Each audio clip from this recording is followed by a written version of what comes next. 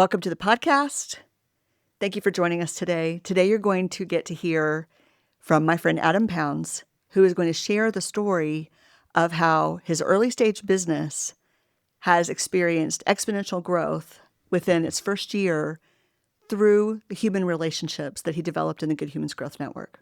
Adam, would you introduce yourself, maybe your elevator pitch, value proposition, a couple sentences? Sure. Yeah, so my name is Adam Pounds. I run SAF Digital with my wife, Maggie, and we originally started LinkedIn ghostwriting, so helping business owners kind of tell their story and share what makes them unique and valuable to the marketplace on LinkedIn as a place to kind of share and spread their message.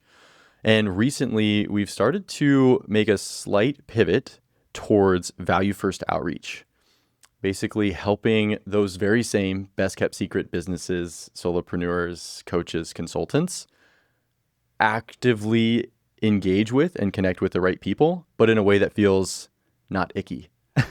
Anti-bot. There you go. Exactly. Yeah. And so that's been really fun. That's so great. And how long have you been doing that? Oh, so we're coming up on 9 months in business. Wow. Doing this specifically. Obviously did other things before this, but yes. So in this iteration of your business, before you met anyone in the Good Humans Growth Network, you had a business, you had begun, then you met a person. Right? This had to start somewhere. Yeah. So tell me about that unfolding, because now I hear Adam's name on the lips of many people. Yeah. And so something has spread. Tell us that story. I would say that knowing the right people, not even the right people, quote unquote, but like there have been people throughout the entire thread of my business. Absolutely. So in the very beginning, my wife, Maggie, joined a group called The Thread. Yes. Where it was like women's collective. They were all learning about leadership. Someone within that group named Kristen Selby had an executive assistant agency where she was helping.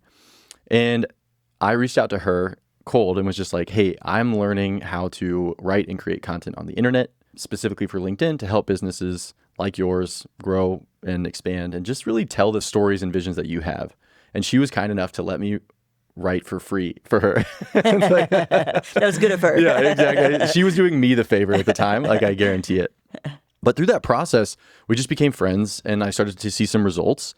And then what I realized is in doing that service, like actually helping and trying to like hone my craft, but also to help her, goodwill was created and she started to connect me with other people. One of those actually became Alyssa McGinn. And so Alyssa was a big turning point for me because at that point it became one of our first kind of full-on paid clients. And so that was a very big deal for this iteration of the business. But then she also introduced me to this thing called Wichita Professionals Association, which was one of the growth groups in the Good Humans Growth Network. And I think I actually posted about this recently on LinkedIn. But I remember going to the very first meeting there with her. She had invited me because she said, quote unquote, everyone needs help with LinkedIn, right? You know? And I remember showing up and I was just like super nervous and very scared to like talk about this business that I had created because it was very much like a skill set that I was trying to learn and hone and craft. And so I didn't have anyone else to kind of hide behind. It was like, it was me doing this thing. And when I got into this group, it was just an incredible experience to be like welcomed and then to be able to provide value to that group. But all of that came from meeting the right people and having their willingness to connect me with the next right person. When I think of Alyssa, I think of the term super connector. Yeah. That started to explode the network effect, probably, because some people make referrals and introductions is much easier than other people. They just wake up thinking about it. Others, I believe everyone can be good at this. Some people take more practice, right? She's very good at that. So she invites you to this room of people. Your business is early. What else did the people do in the room that helped you when you felt nervous? Because you have shared freely that was kind of scary to walk into that space in that stage because you felt like, I'm good at this, but I'm still learning. What did they do that made that easier? Well, it's funny looking back on it and hearing people reflect back on that experience. I had so many people say like, had no idea you were nervous. Like you came across like super confident, super competent as well. And so that's a good reminder. Sometimes we get into our heads. And so we kind of miss that opportunity to get out of our own way and just be, just exist, just let our skills that we're developing shine through. So I would say what they did more than anything was, one, ask questions. And when I was able to give valuable insight and information, they were like, oh, this is good. We believe you. And so, and so that was a big part of it. But also this group in particular, I've really started to like bond with as friends and peers in business. And they too were also talking about the things that they're struggling with or like learning, or new avenues of business that they're testing. And so like still kind of getting their feet under them. And so it was a way for us all to show up and just recognize that like, yeah, we're all building, learning, growing, and doing this stuff together. So some of that like shared vulnerability, but in a way that we were all, skilled professionals at what we do. It's a beautiful mix of like, we're learning, but we also know what we're doing a little bit, Right. I know a lot of stuff. Yeah, exactly. And I still have things I don't know that I feel nervous about. Absolutely. Mm-hmm. When you walked in the room and you were nervous, you might have had like the physical symptoms of feeling nervous, right? What were you afraid would happen? So there's like this Stoic philosophy of like going to like the worst case scenario in order to like prime yourself against that downside failure. And then you start to work backwards from there, like fear setting. I think Tim Ferriss talks about this. And so that's not my natural inclination to go to the worst case scenario, but I found it to be very helpful. So sometimes when I'll get really nervous or sit down, it's like, okay, what is the absolute worst thing that can happen? But in this case, I think it really comes down to, once we got through that first introduce myself, introduce the business that I'm creating. And a big part of that was I didn't have a clear picture of what it was that I was creating. I was just knew that I was providing value in this general area of LinkedIn and growth and storytelling. But I think by the time I finally like got it all out, and everyone was like, cool. And then moved on to the next. I was like, oh, okay. We're going to be okay. Like, it's all right. It's not like I'm here to give a 40-minute presentation. I'm not the keynote. Although that was like 2 months later. It happens quick, but yeah. You were invited to share content, to be a thought leader in the space and actually teach the group. And what I found valuable in that was in being called to teach. This is something I just believe in my whole being, is like, when we teach, we learn. Oh, yes. And so when I got called to teach, one, it helped reinforce that I had been learning things and that people were getting value and learning the things that I was able to teach. But I also had to sit down and think, okay, what is the structure of like this presentation? And then since then, I've been able to give that almost identical presentation multiple times, and it's actually been really helpful to my business. And so it's kind of cool to be able to workshop that to a certain extent in front of a group of people that were eager to learn, but then also were willing to let me, try this out. And it just ended up working. Something's happened with this community that you're in now in Wichita, in the GHGN, that there's this balance between, I get to practice on you, and somehow there's a safety net that we're all doing that.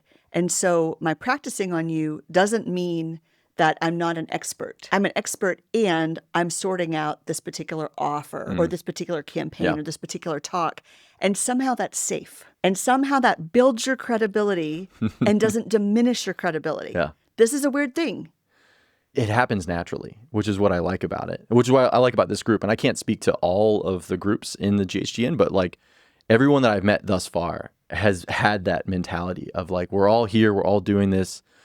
And if we think about like actually what we're building, especially as solopreneurs or like, small teams or coaches, consultants, there's such a nuance to running an entire business organization, and you're wearing all the hats. Yes. It's unreasonable almost to assume that you're going to be able to nail that from the very beginning. Yes. And to miss an opportunity to like continue to grow and level up. Yes. And so when we're all here talking about those things, each of us brings something different to the table. And so that's what I like about these types of organizations. It's an intentional way for us to sit down together as a community for a reason, which is we're here to do business, but then to have that opportunity to like learn and share and connect and kind of grow together.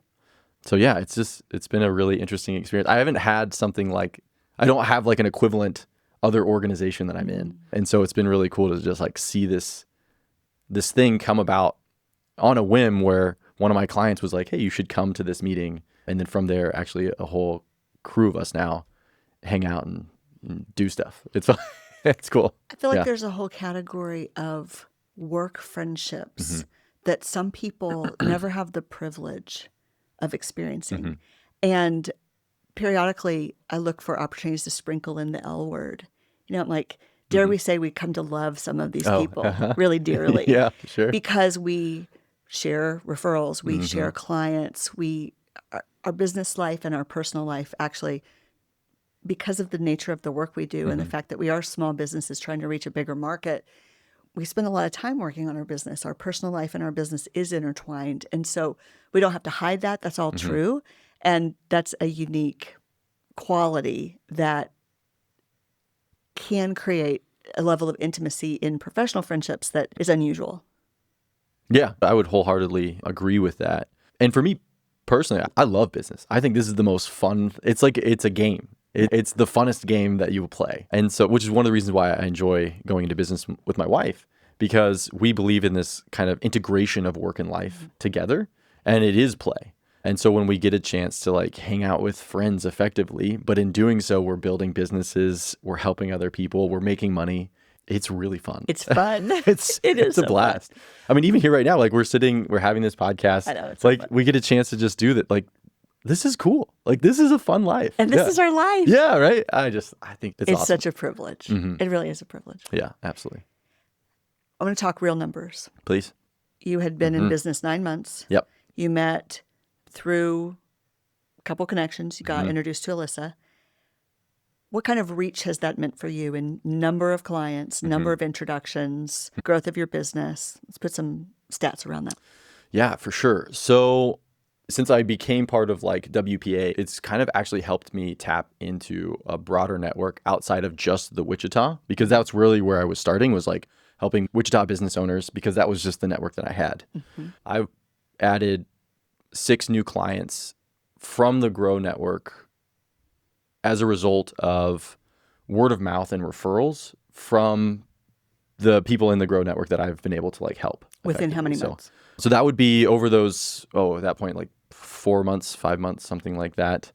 So, and that's just within that community there. But what's interesting is that as I have developed my offer for these referrals, it's helped me get clear. And then even the work that I'm doing on LinkedIn, now we're having like inbound from that process. So we have another 5 to 10 clients that have came through as a result of the clarity that came from the work that I was able to kind of workshop and get the offer right with some of these other kind of early adopters to our business. So I think you're in a unique position because of all of your knowledge of LinkedIn.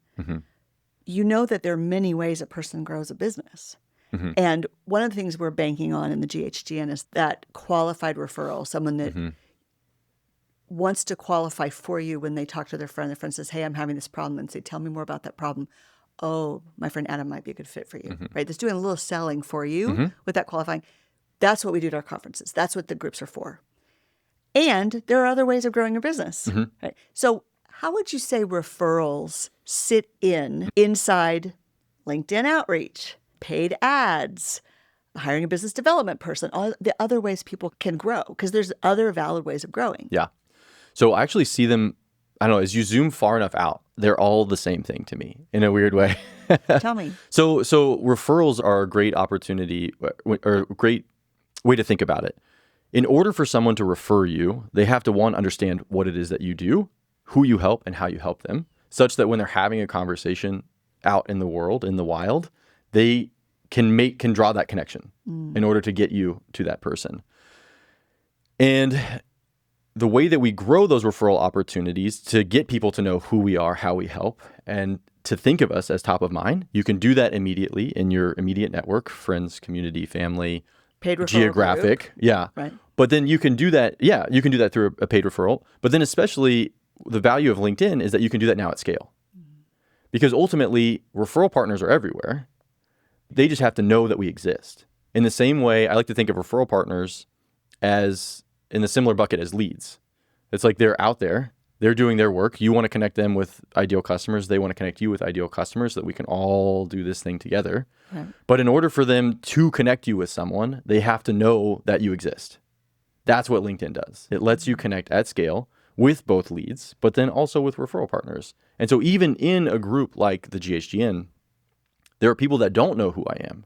They don't know the value proposition that I have, and they can never refer someone to me because we haven't connected in that way. Yes. But what I can do is I can share my story on LinkedIn. I can talk about the case studies that I've been able to accomplish with my customers, and I can connect with them via direct message to build that relationship. And you can do that at scale in a way that we previously were just doing that from a geographic, like if I happen to be in your immediate network, that's how we would connect.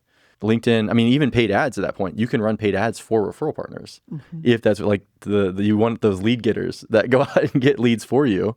And then you can structure your offer in a way that everyone is benefiting, and whether that's mutual referring or maybe that's some sort of affiliate type opportunity. But no, I think LinkedIn is an incredible tool for networking, not just to get leads, but then also to get connected with people that want to connect you with business. So in a way, you would say my question actually has a false premise because there's a division between. Is that what you're saying? It's a nuanced premise. Yeah, maybe. I would say, that idea of, LinkedIn can serve all of those. And again, if you zoom out far enough, there's no difference between the referral partners too, because you want to give them value, right? They're in their same way, like they're going to be a lead for you. Like you want to solve their problems. It's like we want to solve each other's problems. We're getting together. We're helping each other drive business. And I'm either going to compensate you value in a mutual referral relationship, or I'm going to compensate you value in actual like monetary value. Yes. And so when we start to like think about it like that, it just opens up the world to what is our content doing? What does our outreach look like? Because we can do those things in order to do this, like I said, at scale. So it's kind of cool. I want to have us wrap up with something that you said here that I think it just spills out of you because of who you are, but I don't know if you know that you said it. Okay. Yeah. You said, because we want to solve one another's problems. And I think actually that's quite unique. I think it's really special. It's a testimony to the kind of person you are. And it's a testimony to some of the business friendships that you've been able to build. Because I don't actually think a lot of people want to solve other people's problems. They actually are not that pro-social. They actually are very self-interested. And so I think that is probably a way you walk through the world that other people benefit from.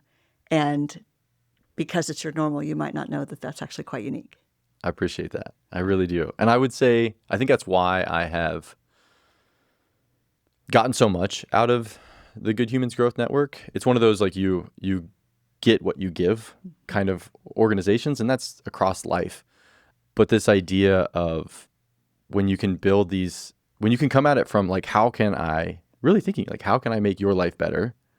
What do you need? And that's the super connector idea, is like, who needs to know that you exist and who needs to know that you are. Who can I connect you with to make everyone's life better? And it just gives us so much joy. I mean, it just gives me so much joy that to practice so much that it becomes easy. Yeah, absolutely. It's been a wild ride to go from just a few months ago not having a ton of experience and knowledge around this to being able to help so many people build and grow on LinkedIn, utilize it to drive business and value, and then to ultimately now being able to share what I've learned at the Sellwell conference here coming up in September. And I just think it's been a wild ride. It's been a ton of fun. And I met a lot of really cool people along the way. Thank you so much. Thank you for telling us your experiences and your human stories. Appreciate it, Catherine. Thank you for everything you do to create the vessel, the space for us all to have this experience. So. It's my joy. Thank you so much for joining the Stories of Good Humans today. And you got to meet my friend Adam Pounds. Thank you, Adam, for everything that you shared. Be sure to connect with him on LinkedIn. That would be the place to find him. And I will see you next time.